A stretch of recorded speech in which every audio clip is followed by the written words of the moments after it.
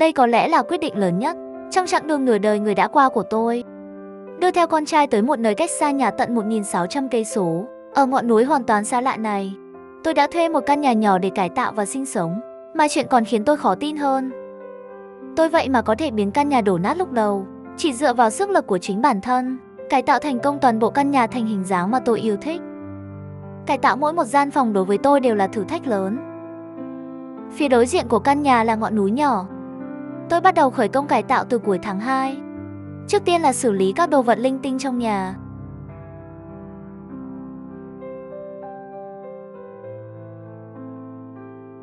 Cứ tùy từng lúc là tôi lại nhờ bạn bè tới phụ giúp cùng. Chú chủ nhà cũng thi thoảng qua góp chút vui làm giúp nữa chứ.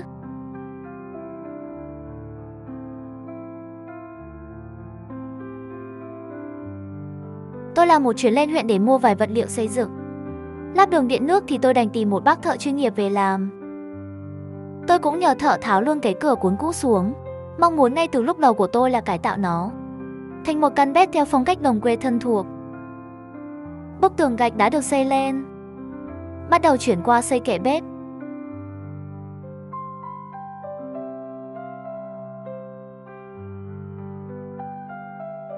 Phần này tôi tự mình thiết kế và biến mình thành thợ xây luôn nè.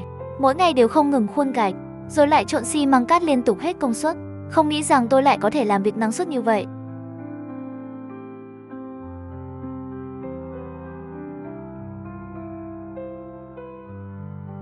Thành kệ bếp cơ bản đã được xây xong. Tiếp theo là khu rửa đồ. Tôi dùng hết xe gạch này tới xe gạch khác.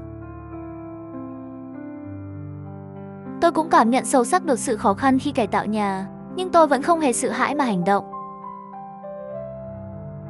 Tôi chọn gạch có vân gỗ để làm bề mặt cho kệ bếp. Phần việc đổ xi măng rồi láng sàn bếp lẫn láng mặt kệ bếp tôi đều tìm người qua làm phụ cùng. Việc gì có thể làm tôi đều cố gắng tự làm. Nếu như không làm được tôi mới mời các bác thợ chuyên nghiệp làm. Sơ mặt sàn sau khi được láng gạch men lên. Hơn nữa tôi còn chạy qua lại mấy lần để mua nguyên vật liệu. Lúc này là công đoạn lập trần giả và đi đường dây điện. Tôi tìm được trên mạng loại tấm lót vân gỗ này khá lý tưởng. Bây giờ chuyển qua giai đoạn quét bột bả mặt ít rồi quét sờ nước lên. Tôi dùng loại gạch men hoa văn mà tôi thích để lót cho khu kệ rửa bếp. Tôi dùng mấy cái đế hộp xốp, làm cho cửa phòng khách biến thành hình vòng cung. Không gian ngay lập tức được cách điệu hơn nhiều. Tôi vẫn tiếp tục quét sơn tường nữa. Sàn nhà tôi không rõ là mình đã dọn dẹp cả thảy bao nhiêu lần nữa.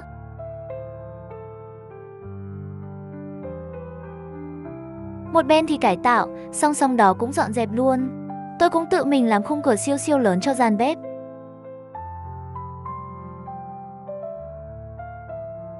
Đây là tự một mình tôi làm hết đó nhá. Hôm nào cũng mệt tới mức phải hoài nghi nhân sinh luôn. Việc lắp đặt bên ngoài cho kệ bếp cũng tốn khá công sức của tôi. Cánh cửa của nó cũng do chính tay tôi làm rồi lắp lên. Mỗi cửa sổ gỗ của gian nhà đều được đánh ráp lại thành màu gỗ vốn có, rồi được lắp lại thành cửa gỗ như mới.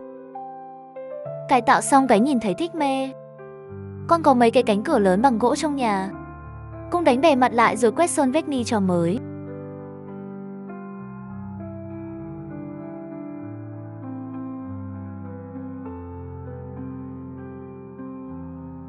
Còn mấy tấm kính của cánh cửa thì phải thay mới lại toàn bộ. Cửa chính của căn nhà thì tháo bỏ phần gỗ bên trên, phần còn lại sơn màu trắng yêu thích ra bên ngoài. Nhờ có tấm kính mà phòng khách có thể đón được nhiều ánh sáng. Phối phòng ngủ thì một mình tôi tự làm. Dùng mấy tấm gỗ với tấm thạch cao để làm ra cái tủ quần áo chất lượng cao cứng cáp như tường. Trong một nửa năm này hầu hết chẳng có thời gian nghỉ ngơi nào. Lúc nào cũng mệt tới nỗi chân tay rã rời. Đôi khi cái lưng với eo cũng gò hết cả vào luôn ý. Tôi chỉ muốn mau cải tạo xong thật tốt. Phần sàn nhà của phòng khách và gian ngủ tôi quét một lớp phủ phẳng bề mặt. Phòng khách có chút trống trải quá mức ấy nhỉ, nên tôi đã dùng mấy tấm gỗ để làm thành mấy khay kệ để đồ. Tường của phòng khách dùng thạch cao và khối chạm khắc đá để làm thành tường nền sau ghế sofa.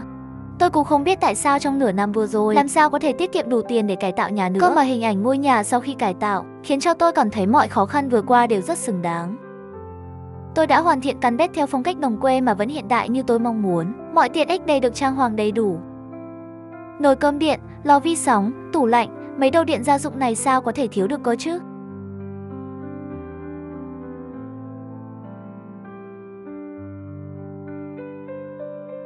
Tôi cũng thiết kế được khu giặt giũ rộng rãi này. Mỗi một góc đều có công sức bản thân bỏ ra thời gian qua. Gian phòng ngủ nhìn thật chan hòa và ấm áp.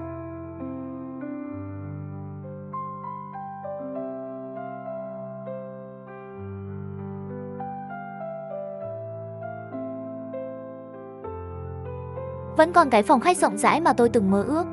Nhìn rộng rãi mang đậm xu hướng giới trẻ và tràn ngập sức sống. Tông màu trắng be ấm áp là màu nền. Tôi điểm xuyết không gian với các gam màu nâu cam hoặc xanh lá. Vậy là việc cải tạo đã hoàn thiện rồi. Các bạn đừng quên bấm follow Easy House, thích video và bật chuông đăng ký để nhận thông báo khi video mới lên nhé.